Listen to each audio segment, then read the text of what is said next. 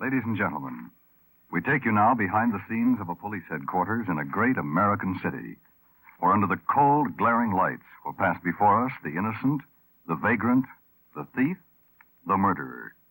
This is The Lineup.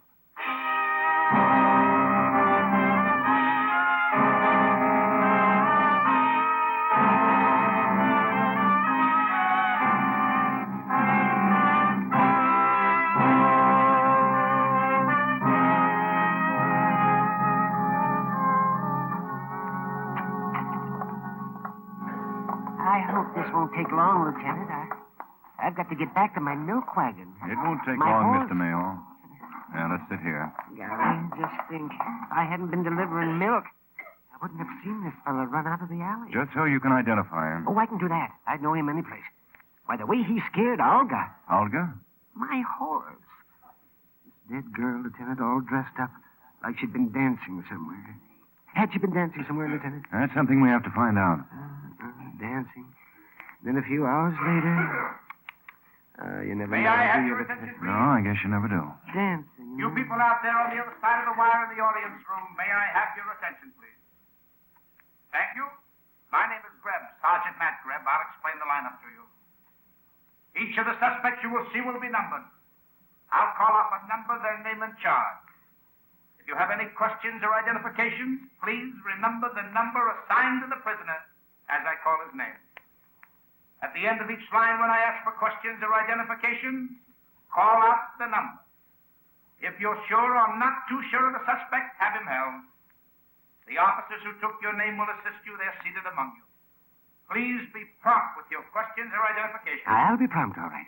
The way this fella's scared. Yeah, sure, me. Mr. Mayo, To the bathroom and dress back into their jail clothes. It makes it quite difficult to bring them back after they leave here.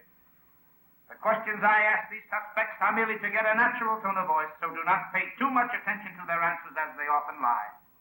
Bring on the line. All right, boys, all right, this way, move along. You, the first boy. Yes, you, pick up your feet.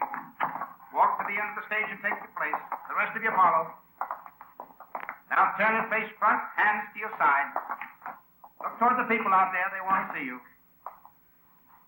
Number one, Phil Rosiger, vagrancy. Where do you live, Phil? Near the arena. I like the wrestling matches. Where were you arrested? In a wrestler's dressing room. I like to help the wrestlers. What do you do for a living, Phil? I'm between engagements, Sergeant. Number two, Molly Deegan, burglary. Where do you live, Molly?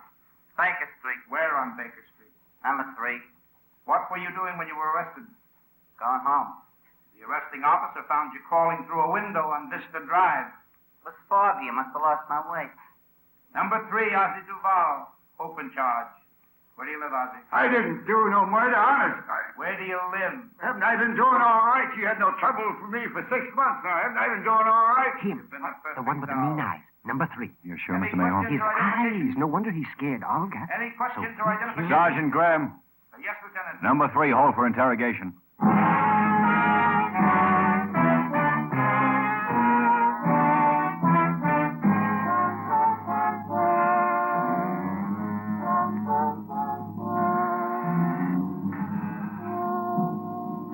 Seems like yesterday, Lieutenant, you sitting there swiveling in your chair, me sitting here shaking and sweating. You don't have to shake, Ozzie.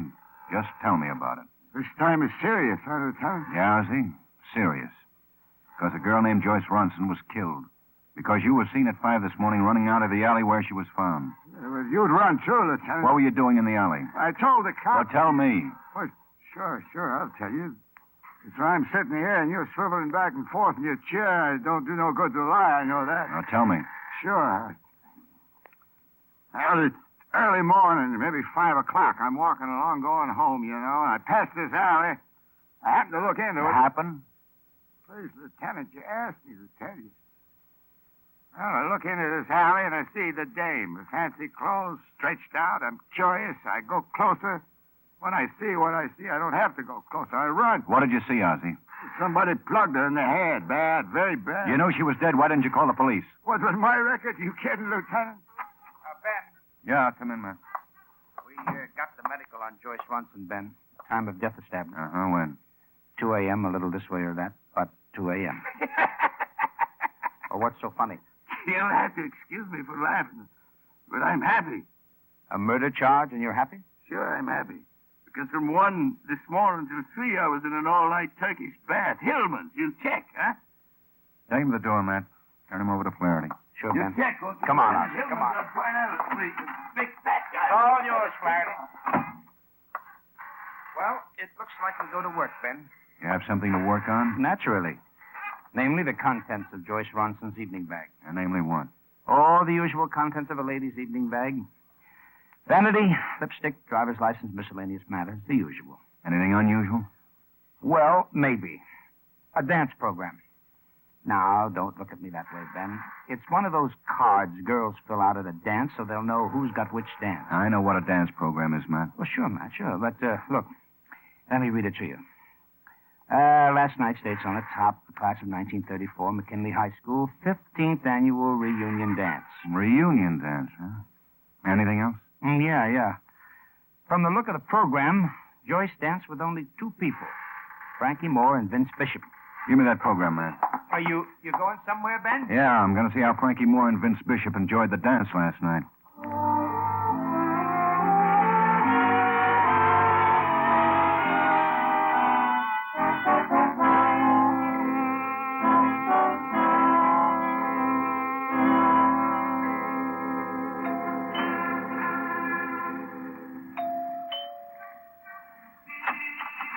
Yes? I'm looking for Frankie Moore. Oh, he's not in. I'm Mrs. Fisher, Frankie's landlady. You can give me the message. He'll be back soon? Mister, I'm like a mother to my boys. But I'm a good mother. I don't ask them where they're going or when they're coming back. Are you here about the wedding? Wedding? Yeah, Frankie's wedding. He was getting married this week. He told me, just like he'd tell his mother. He and Joyce were announcing it at the dance last night. Joyce Ronson? Oh, you know her name, so you must be here about the wedding. I'm afraid you're too late. I'm from the police, Lieutenant Guthrie. Oh, then it's the murder that brings you here. I read about it in the papers. Have you seen Frankie this morning? I wish I had. Poor boy. He'll need comforting. A mother's comfort. Somebody to... Oh, no, sir, I haven't seen Frankie. When he comes in, tell him to get in touch with me, please. Of course, Mr. Guthrie. Of course I tell him. Yeah, just as soon as I had a nice motherly chat with him.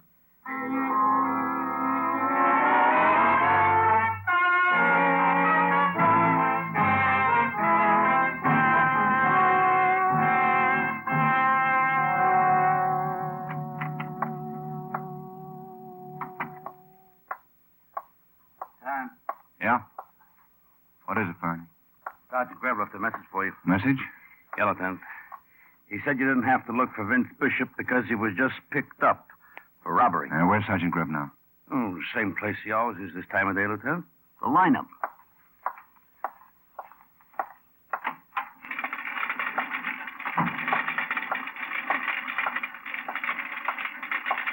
The officer who arrested you said you were loitering, Pete. What's loitering? Standing around the same corner all night, looking suspicious. Oh, that, yeah, I guess I was loitering. Number 5, Vince Bishop. Suspicion of robbery. Where do you live, Vince? Look, this is crazy. I don't know any... Question, Vince. Where do you live? 2420 Johnson Lane. What do you do for a living? I run a diner. That's the man who robbed me. Hey, you! Give me back my watch. In my wallet. You stole it. You get it. All right, take it easy, Mr. Ryan. Sergeant Greb? Yes, sir. Number 5, hold for interrogation.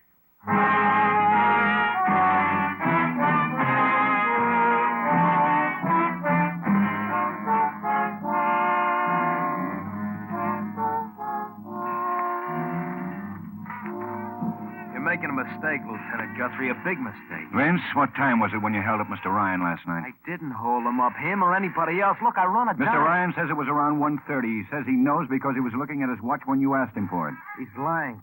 Wait till my wife gets here. She'll prove he's lying. We've sent for your wife. She's going to say you were with her? She will. She will because I was. Well, tell me about it. Okay. It'll make you feel like a policeman to make me answer questions, so I'll answer. Until my wife gets here. Then we'll just be citizens together. Ask away. How well did you know Joyce Ronson? What's that got to... Oh. I see. I read about Joyce. You've done some checking. You're looking for a pigeon, huh? Is Isn't that the way it is, Lieutenant? A nice, fat pigeon. How well did you know her? How well as well. I went to school with Joyce. Saw her now and then in the street. Danced with her at reunion dances. Like last night? Like last night. Just before Frankie Moore announced he and Joyce were going to play wedding tones together. Funny thing. What? Joyce. She didn't seem like a girl about to hear a wedding. She was scared. I wondered what it was. Now I know. I'm scared. Scared of you, maybe, Vince? Blind alley, Lieutenant. You're trying to make me say I killed Joyce Ronson. I didn't. No. Because just before Joyce was killed, you were on the other side of town filling your pockets with Mr. Ryan's belongings. That's what happens. You get friendly with a cop, give him information, that's what happens. Yeah? Mrs. Bishop. We send her in. Now you'll see, Lieutenant. Vince, why are you here? What's this all about? Look, honey, tell Wait a us minute, that- Vince. Mrs. Bishop, I sent for you because I have to ask you a few questions. Certainly. But I don't understand Last what... night, you went to a reunion dance. Your husband was with you, wasn't he? Of course, we always go everywhere together. You hear that, Lieutenant? We go everywhere. I'll do the talking, Vince. After the dance, Mrs. Bishop, what time was it when your husband left you? Left me? That's right. Went out for a walk or maybe a glass of beer. Left the house. Lieutenant, you think Vince did something last night. Something against the law. I'm not saying he did, Mrs. Bishop, but he might have. Well, he didn't. And you know why? Because he was with me the whole night. The whole night, Lieutenant.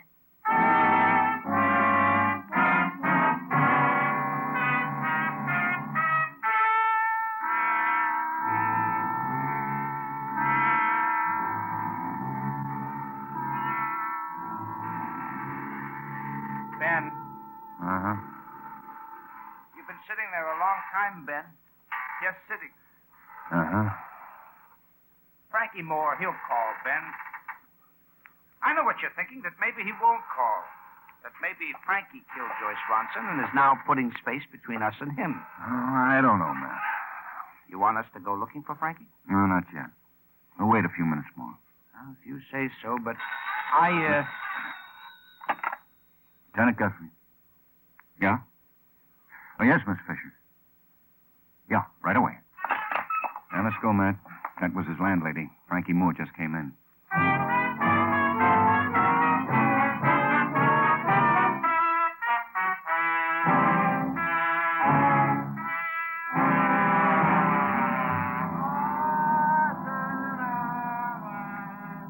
Drunk, my Frankie. So drunk he could hardly stand up. Oh, it's enough to make me lose my motherly feelings. Now, don't take it too hard, Mrs. Fisher. Something every mother goes through. I tried to make him call you, but he... A shot! Come on, Matt. The window, Matt. The shot came from there. too late, Ben. I didn't even see the car. It got around the corner. Frankie, he's pretty bad, huh? Yeah. Frankie. Frankie. Frankie's dead, Mrs. Fisher.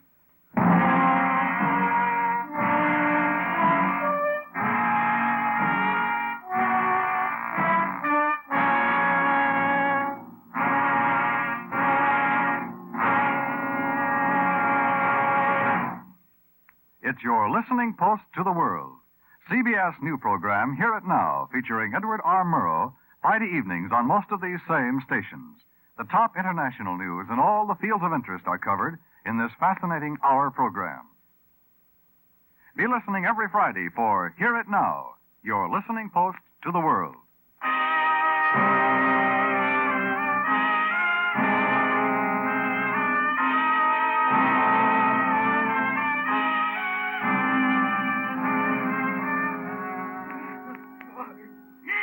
Mrs. Fisher. Like a son he was. Such a nice boy. Please, Mrs. Fisher. Matt. Sure, Ben, sure. Mrs. Fisher, I just want to tell you, Sergeant Greb and I, well, it hurts us that we were too late to save Frankie's life. Yeah, I know that, Lieutenant Guthrie. I know that. And now we'll need your help. My help. I can't help Frankie now. It seems like just yesterday I took Frankie down to the corner drugstore for a hot fudge sundae. Frankie was fond of hot fudge sundaes? Oh, no. Only when his daughter was here. His daughter? Yeah, that's right, Lieutenant. Frankie didn't talk much about her. Poor little thing, always dressed in that ugly uniform. What kind of uniform? Oh, I'm sure I wouldn't know, Lieutenant. I never pried into Frankie's affairs. But I tell you, that long-nosed drugstore clerk, he would know. He knows everything. Matt, go buy yourself a hot fudge sundae. I'll meet you back at headquarters.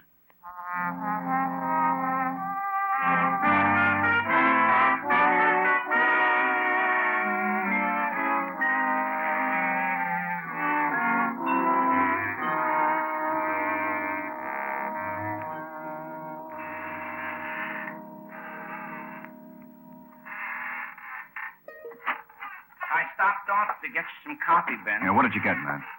Coffee?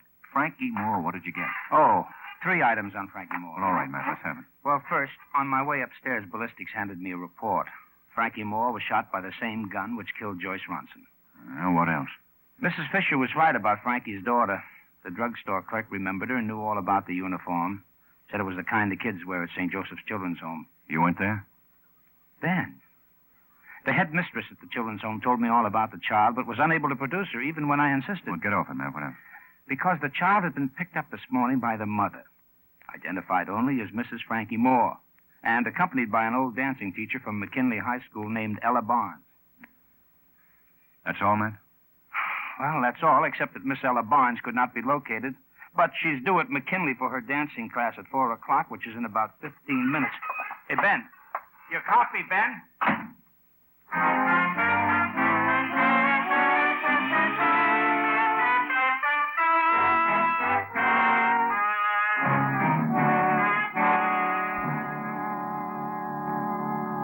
Guthrie, you say, and you're a policeman. Well, what brings you to my dancing class, Mr. Guthrie? Speak up. I'd like to ask you some questions, Miss Barnes, about Mrs. Frankie Moore. Pardon me, Mr. Guthrie.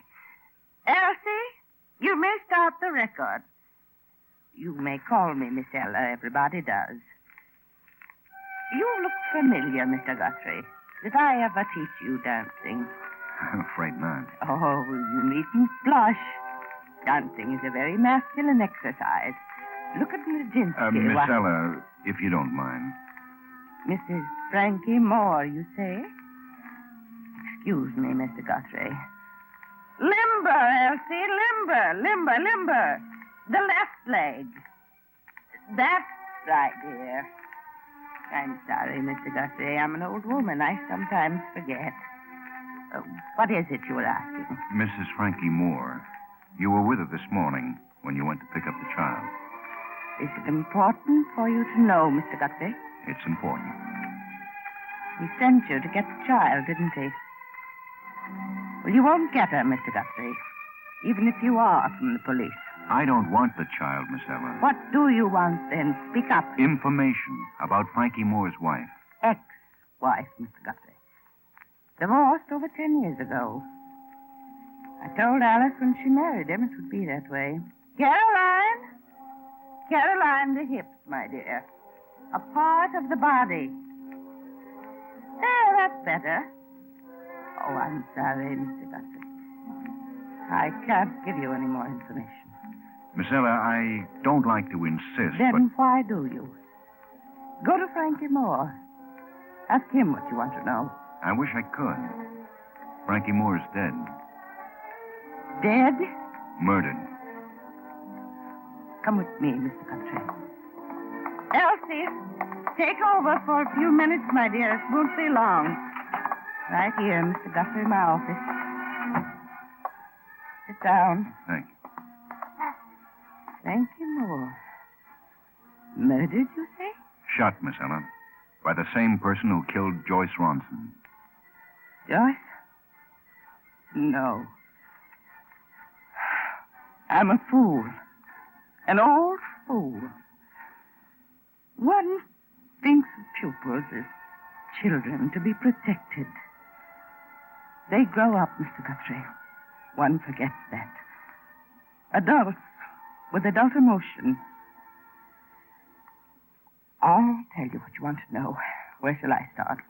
Try this morning, when you were with Alice Moore. She came to see me, woke me up. Were you expecting her? I haven't seen Alice since Frankie divorced her. I thought she disliked me because I tried to keep her from eloping with Frankie. When she rang my bell this morning, I was surprised. And flattered, I suppose. She asked you to go with her and get the child? Yes. She was afraid. Wanted me to keep the child, so Frankie... Please go on, sir. That's all. The child is at my apartment, sleeping until this evening. This evening? Yes. I'm to meet her at the station. She said she was going to take the child away where Frankie can't bother her. What time is she leaving? 7:30. Don't suppose Alice will be meeting me now, will she, Mr. Guthrie? Because you'll be asking her questions. We'll have to find her first. I don't know Alice Moore. No, you wouldn't, would you? Maybe I can help you, Mr. Guthrie. Drawer. So many relics. So many years. Memories of an old woman. Miss Ella. Oh, yes. Last picture of 1934. Look at their faces, Mr. Guthrie. Sure. Alice Moore, which one is she? Here. Fourth from the left. You know her, Mr. Guthrie. I can see by your face that you know her. Yes, I know her.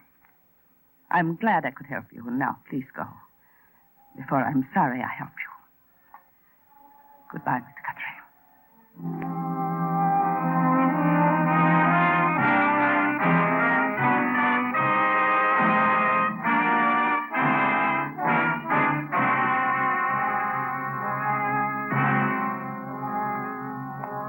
Hi, Ben. I got here as fast as I could. Now we've got time, man. Where's your car? Around the corner, like you said. What's up? Is that Vince Bishop's diner over there? Yeah, the one with the green light. Uh-huh. You didn't answer my question, Ben. Do you think Vince Bishop's wife killed Joyce and Frankie? I don't know yet. I think so. It's a long shot, Ben. You know that, don't you? Just because Alice Bishop was once Alice Moore. If we're wrong, it could mean trouble. Yeah, we'll take that chance. Ben, before we go in there, why don't we just pick up Alice Bishop, take her to headquarters where we can talk to her quiet like? Why not, huh? Because this is the way I want it. Come on, let's go. Just a minute, Ben. Aren't you forgetting something? What? Vince used his wife as an alibi to clear him on that robbery charge. That means they were together. That's why I want them together now. Come on.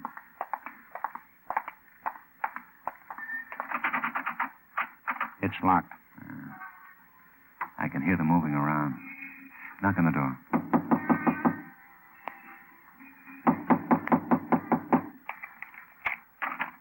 We're closed. There's a sign on the door says closed. Oh.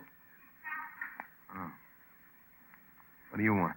We want to come in, Vince. I'm sorry, Lieutenant. We're busy with The inventory. lieutenant said we want to come in, Vince. The lieutenant didn't say it quite that way. Come in. Your wife here, Vince? Yeah, she's here. What do you want to know? Call her. She's busy. I said call her. All right, if that's the way you want it. Alice? Alice, honey, come in here a minute, will you? Vince, you know I'm trying to get this stuff in. Oh. You didn't tell me. Now, don't be frightened, Mrs. Bishop. We just want to talk to you for a few minutes. You and Vince. I see. All right, Lieutenant. What do you want to talk to us about? Murder. Why did you kill Joyce Ronson? Are you crazy? I told you. You told me this morning you didn't rob Mr. Ryan. That's right, isn't it? You didn't rob him? Of course I didn't. Think about it, Vince. For robbery, you'd get a year, maybe two. Murder's a different thing. I didn't rob him. You heard what Vince said, Matt? He didn't rob Mr. Ryan. I heard him. Well, you better come along with us, Vince. We're charging you with the murder of Joyce Ronson. You're crazy. I was with my wife last night, like she said. Go on, tell him again, honey. Sure, I'll tell him. Vince was with me all last night. And if you arrest him, we're going to sue the city for every dollar it's got. You understand, Mr. Guthrie? You ready to go, Vince? I'm not going anywhere. Oh, go ahead with him, Vince. Let him arrest you. They can't prove a thing. I'll get a lawyer, a good lawyer, Vince. When will you get a lawyer, Mrs. Bishop? Doesn't your train leave in an hour? What did you... Where are you going somewhere, Mrs. Bishop? This is ridiculous. I don't know what you're talking You about. better hurry, Mrs. Bishop. You don't want to keep Miss Ella and your daughter waiting, do you? What? What's this all about? Oh, it's nothing, Vince. Don't believe him. What's it all about? Well, I meant to tell you I'm taking a kid on a little trip. You meant to tell me. When? When, Alice?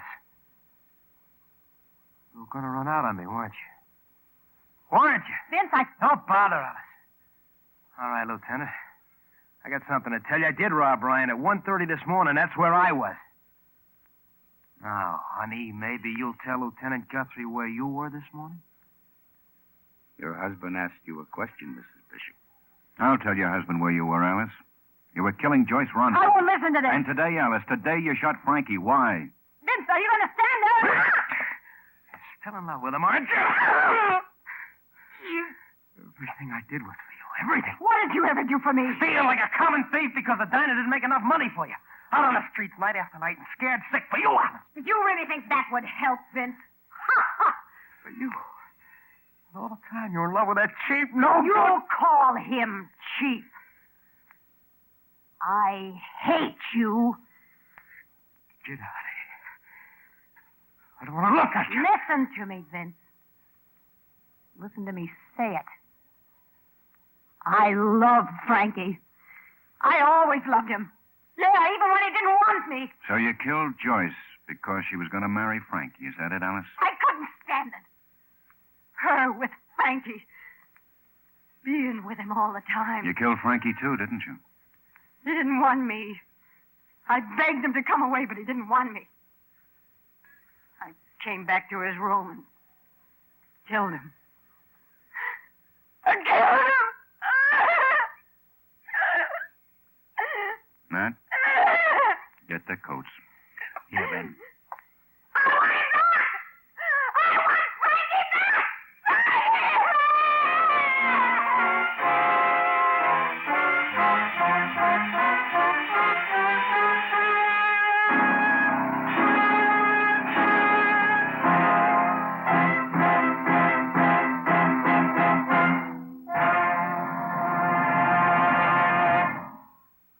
The lineup, where before you pass the innocent, the vagrant, the thief, the murderer. Listen again next week when we again bring you the lineup. May I have your attention, please? You people out there on the other side of the wire in the audience room, may I have your attention, please? Thank you. My name is Greb, Sergeant Matt Greb. I'll explain the lineup to you. Each of the suspects you will see will be numbered. I'll call off a number, their name, and charge. If you have any questions or identification, please remember the number assigned to the prisoner as I call his name. At the end of each line, when I ask...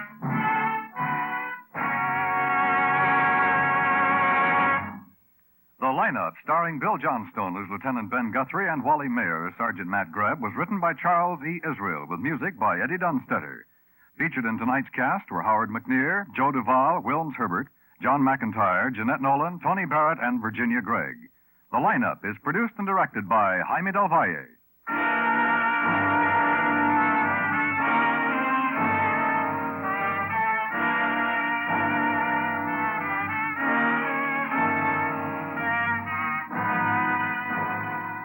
Mark it down. This Sunday, January 7th, the day Charlie Wilde checks in at CBS, the Star's Address. You'll enjoy the adventures of Charlie Wilde, a private eye with a whole set of fascinating, unorthodox methods for dealing with men on the shady side of the law. Charlie Wilde, Private Eye, will be heard on most of these same CBS stations every Sunday, starting this Sunday, January 7th.